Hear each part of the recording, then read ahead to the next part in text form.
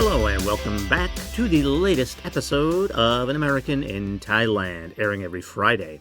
This program is broadcast to you from Ratchamakon University of Technology, Peranakan, and I will be bringing it to you in two parts. For the first part, I will introduce a certain topic about being an American here living in Thailand. Could be about food, travel, culture, lifestyle, current events, lots of different things. We'll then take a break, and in the second part of our program, we will get into examples and more specifics. So, let's get to the program. Welcome everyone, my name is Gary Gray, and I am your host for this program, An American in Thailand. I am an English teacher here at Ratchamakon University of Technology, Peranakan, and obviously, I am from America. Now, when I say I'm from America, I mean I'm from the USA. Occasionally, some people get upset by that because America includes all of North and South America. But for people from the United States, what we are called is Americans. And so that's why we say we're from America. We're not trying to offend anyone. Maybe some Americans are, but I'm not.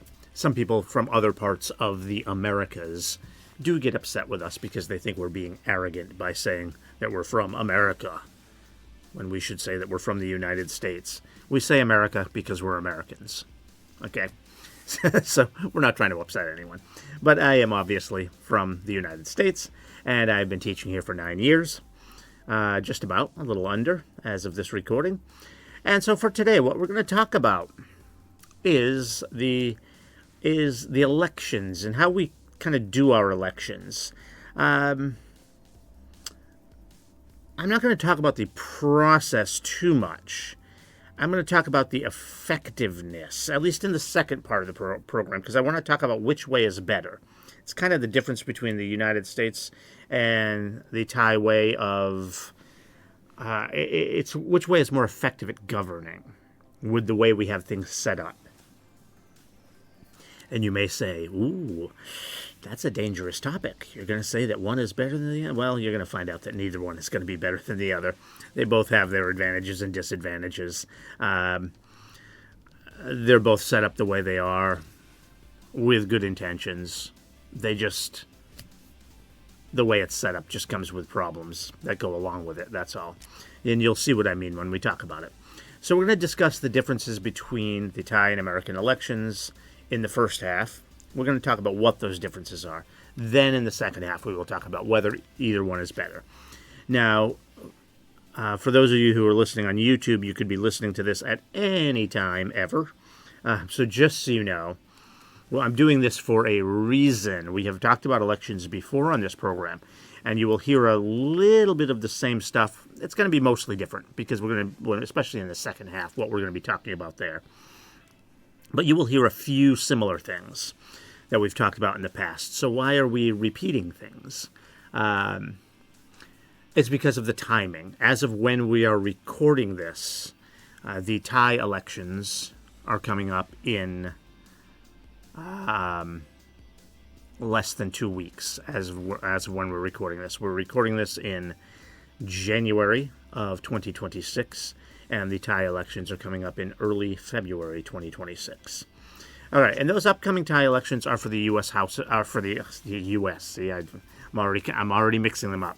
Actually, there's a reason I'm mixing those two up, because we have the same name, and it's done in a very similar way as far as how the elections are done.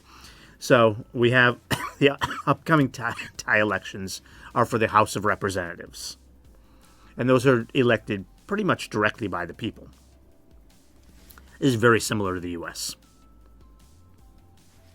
Americans go vote. It's the first Tuesday in November. We go vote. It might be the first Tuesday after the first Monday. That's just to make sure it doesn't fall on the first day of November. I don't know why that's important. That's the way they do it. I think it's the first Tuesday after the first Monday to make sure it's not the first. So, but it's usually the first Tuesday. First Tuesday in November is when we vote in the United States. And we do the same thing. We vote for the House of Representatives people directly. Ours are every 2 years. I'm not sure how often you do it here in Thailand, but ours, it's once every 2 years they get elected directly by the people. Same thing you do here. Senate is somewhat different. I'm not even 100% sure what the process is here for the Senate. I think you also do elections as well, but I do know that there is a setup whereby the military gets a certain number of seats in the Thai Senate, whereas we don't have anything like that in the U.S. They're just all elected directly. So that's a little different, but it's still the same kind of setup where we have the House of Representatives, we have the Senate. So that sort of thing is very similar. Like I said, the who gets voted in the Senate is a little different because of the rules here in Thailand. But it's actually a very similar system. The House, the Senate, elected by the people, at least the House. Again, the Senate's a little different here in Thailand. The biggest difference in the election itself, and this is not really what we're going to talk about in the second half, although it is somewhat related because of what we're going to talk about. So I am going to mention it. The biggest difference is the election of the head of government, the head of state, which is the president in the United States and it's the prime minister in Thailand. So the difference is there. In the United States, it is also sort of a direct vote, but not really. It is, but it isn't. We do directly vote for the president, but the way it's counted, we have something called an electoral college. It's basically like a point system. So think of each state getting a certain number of points based on its population. That's kind of the way it works. So a big state like California gets a lot of points. A little state like Rhode Island or Alaska. Alaska's huge geographically, but in population it's very small. They don't get a lot of points.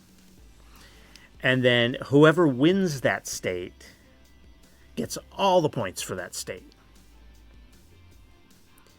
Because they get all the points for that state, if one candidate wins a lot of states very closely,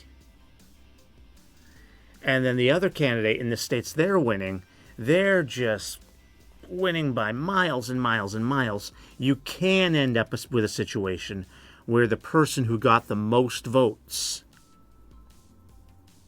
does not actually win, because the person that got all the close states, he's getting all the points for those states. And so that's all going to add up. And in fact, that's happened 3 times in American history. So it doesn't happen very often, but it has happened 3 times. And actually, it's happened twice just in the last 25 years. It happened in 2000 with George W. Bush beating Al Gore. Al Gore got more votes, and it happened in 2016 when Donald Trump beat Hillary Clinton. Hillary Clinton got more votes. But the way the point system works, Donald Trump won. So it's not exactly a direct vote. And that's why you can get kind of that mismatch there. But it's sort of a direct vote. Whereas here in Thailand, it's basically a coalition in Congress. The different parties have to come together. Now, you do have one party that gets the most seats, and so they're the ones most likely to be able to put their choice for prime minister in place, but not necessarily.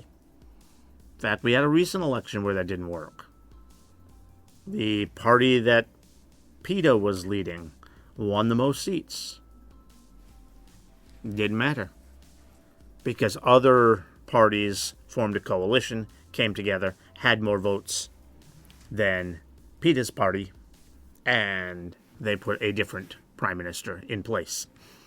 So it's more of a coalition forming. And a lot of countries do have that form as well. A lot of countries do that. No country uses the Electoral College like we do in the U.S. It's really kind of silly and outdated. But a lot of countries do have kind of more of a direct vote as well, which is sort of what the Electoral College represents, although, again, it doesn't work perfectly. So it's kind of like direct vote versus the Congress comes together to decide. That's the difference when selecting the head of state. All right, now that's not really what we're going to talk about in the second half, that kind of process. What I really want to talk about is kind of the biggest difference that impacts the effectiveness of the political system. And that difference, this is like kind of the real difference between the politics here in Thailand versus America. And in America, we have a two-party system. And in Thailand, we have a multi-party system. Now, I should point out that in America, there are more parties than just two, but the other parties hardly ever get any votes. So in America, it's basically just the Republicans and the Democrats. We do have libertarians, we have the Green Party, we have other smaller parties. Some people run as just independents with no party. But basically, it's Democrats, Republicans. Whereas here in Thailand, we have multiple parties. And so that's really what I want to discuss in the second part of our program. Which one is better? As you'll see when we get to it, kind of neither. They both have their pluses and minuses. All right, so that's what we're going to talk about in part 2. Let's take a quick break.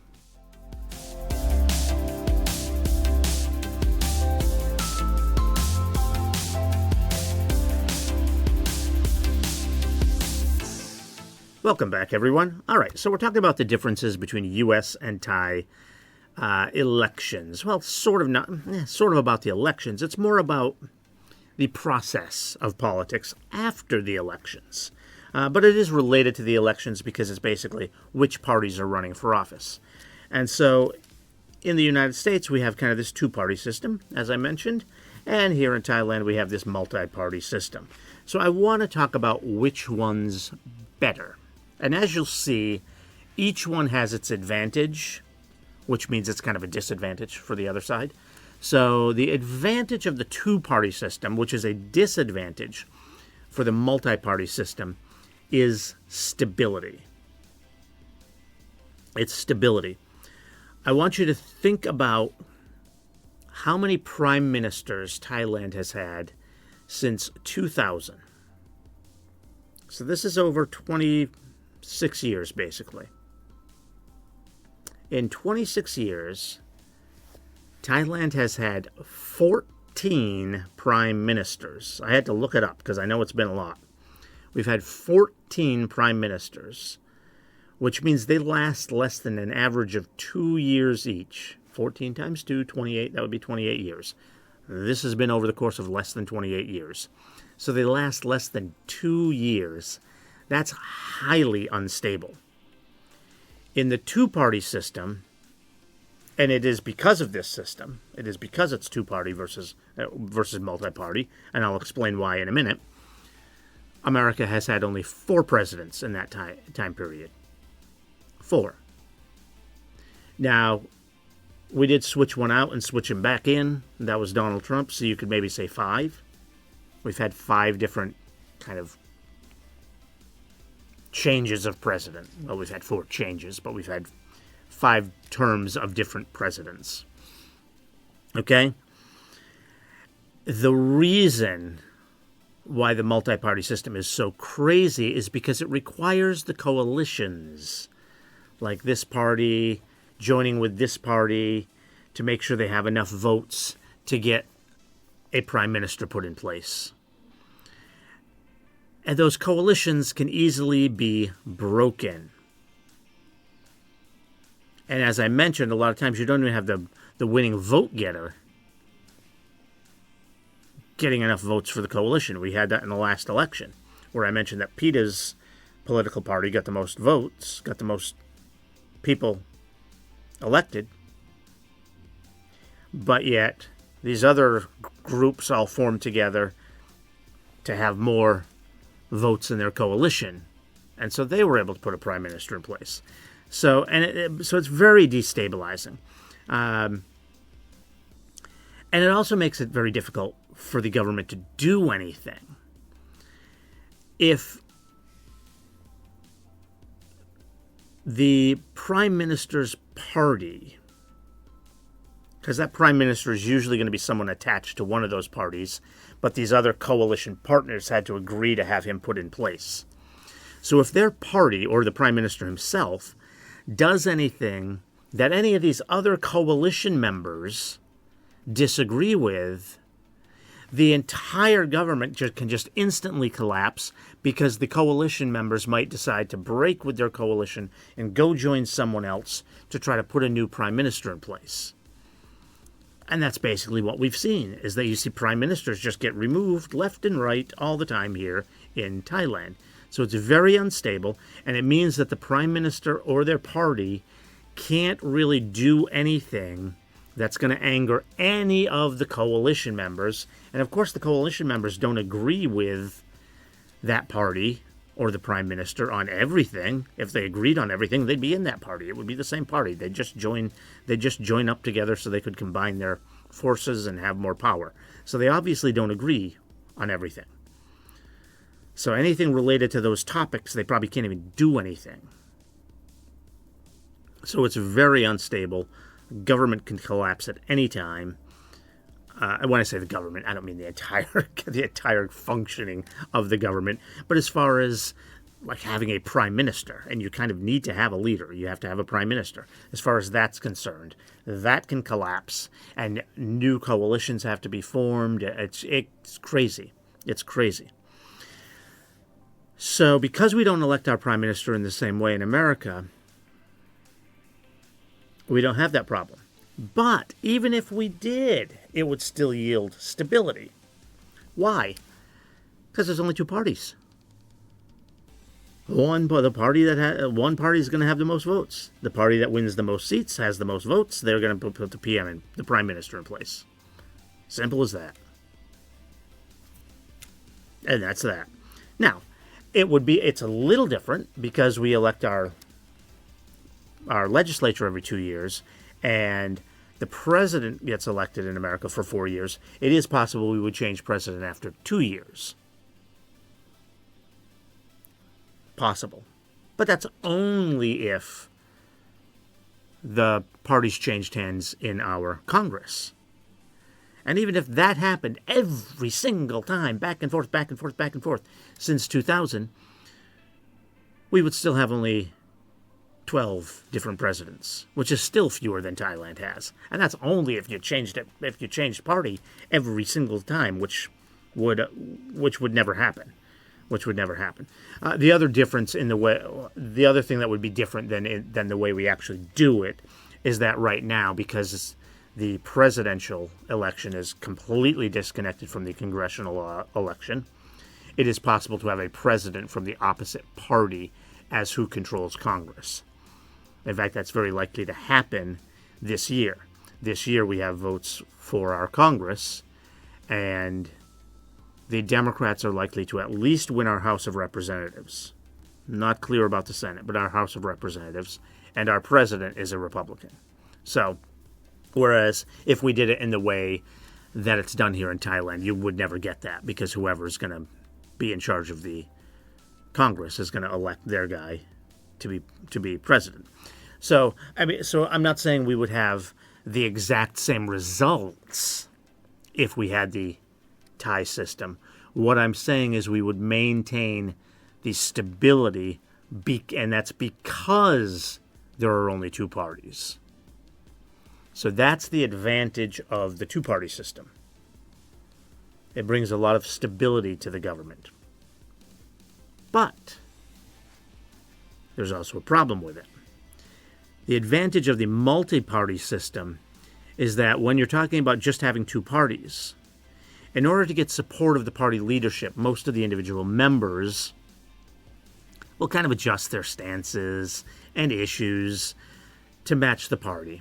I mean, not always. I mean, if it's a core issue, a core belief for you, you don't want to just be pretending you believe something else just to get the support of the party leadership. So we sometimes get some people who will vote against their own party, but it's not very common. So basically you end up with only just two positions. You have this Republican position and the Democratic position, and that's what you have. But many issues have more than two options. They have a range of possible solutions. Like if you're talking about gun control, which is always a big issue in America, there are a variety of restrictions that you could impose. For example, I'll give you an example. Most Americans are in favor of something called background checks. That's where you check to make sure the person is not a criminal or whatever. But there are a lot of people that are not in favor of something called red flag laws. I think the majority of Americans are, but there are some who aren't. And there's a reason for that. Now, a red flag law is if you think someone can be a threat, you can take their guns away from them.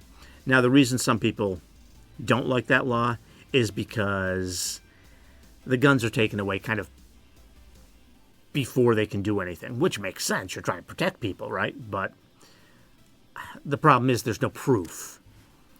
They haven't done anything yet. They're an innocent person. They haven't done something. And you're just going to take stuff away from them for doing nothing? So some people don't like that law. And so there are just some different people agree and disagree on these different laws. So the whole range of solutions.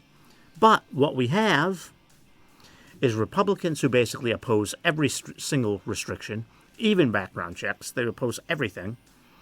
And then the Democrats who are in favor of just about all of the restrictions. Now, in America, we do have a Constitution which guarantees you the right to have a gun of some sort. So, I mean, the Democrats can't restrict everything. They can't just ban guns. But for all of the restrictions that they could possibly do that would be legal, that's what they want to do. And there are many issues like this where there are a multitude of positions across the spectrum that you could hold. But instead, you only get two choices. And the other issue isn't just that there's a spectrum of issues. If you had other parties, it's not just that they could represent the in-between issues, but they could mix issues. Here's what I mean by that. Most Americans are conservative when it comes to fiscal policy. That means like money. Fiscal policy means money. Most Americans are conservative with money policies, but they tend to be liberal on social policies. Certainly not everyone. There are plenty of people who are very conservative socially in America. America is not as liberal socially as a lot of people outside of America think it is. But generally, most Americans are fairly liberal on social issues. Here's the problem. The Republican Party is conservative on both. Well, they're really not very conservative on fiscal policy, on money, but they say they are. They pretend to be. So the Republican Party is conservative on both. The Democratic Party is liberal on both. So there's no choice for the American people. There's no party that represents them. There's no party that is conservative on money policy and liberal on social policy. Whereas if you had multiple parties, there would be options for people to vote for. And that's why a lot of people in America don't like either political party, because they don't represent them. They feel like they're not represented. If you had more choices, there's a much greater probability that one of those other parties might match your own personal beliefs, so you will actually find a party that represents you. And that's a good thing. So that's the advantage of having the multi-party system. So both systems really do have their benefits and their pitfalls. Two-party system offers good stability. Multi-party system offers more choice. Now, which is better? In my humble opinion, I don't know. I really don't. The reason I say I don't know is because both benefits, I think, are very important. I think most people would probably say they prefer the choice, so the multi-party system. But as I said, we've seen firsthand the instability created with the multi-party system. 14 prime ministers in 25 years. That's a lot. That's a lot. Less than 2 years per prime minister. So I would think if I was forced, if someone forced me to come up with an opinion and say, how would you do it? Well, first of all, I'm not an expert at setting up a system, so I don't know. I don't know. My opinion here is not very strong and not to be taken very seriously. But if you asked me, I would say a multi-party system, but it needs to have a lot of guardrails written into the Constitution so that it's official. A lot of guardrails to make it more stable. For example, maybe you can't just remove a prime minister just because the coalition changes. Or, I don't know. I'm just throwing that out there as an idea, which may be a stupid idea. Again, I'm not an expert at that, but that would be my suggestion. But that's just my kind of idea, that you have a multi-party system with guardrails to protect the stability. That would be my best idea, but again, I'm not an expert on that. So I more just wanted to talk about how those differences affect the process. Not to tell you that, oh, this is how it should be done, because I don't really know. But just in terms of how they affect the process of governing, that's going to be the difference in the two systems, between the Thai system and the U.S. system. And both of them have really good advantages and really big disadvantages. So I don't have a strong opinion really on which one's better. I think the advantages that each one offers are very important. So I could understand opinions in either direction. If someone wanted to argue and say, oh, the Thai system is much better, fine. If someone wanted to argue and say, no, the U.S. system is much better, fine. I understand both points. Okay, so that is it on this topic. Again, we're talking about this because as of this recording, in less than 2 weeks, we have our House of Representatives elections here in Thailand. So make sure you get out there and vote. All right. Thank you for joining us for today's episode of An American in Thailand. Any young people out there who are thinking about going to university in the next year or two, why not think about our university here, our MUTP, Ratchamakan, University of Technology, Peranakan. All right, everyone, please stay with us and tune back in next week for another interesting episode. Also, please don't forget to subscribe to our channel. Thank you.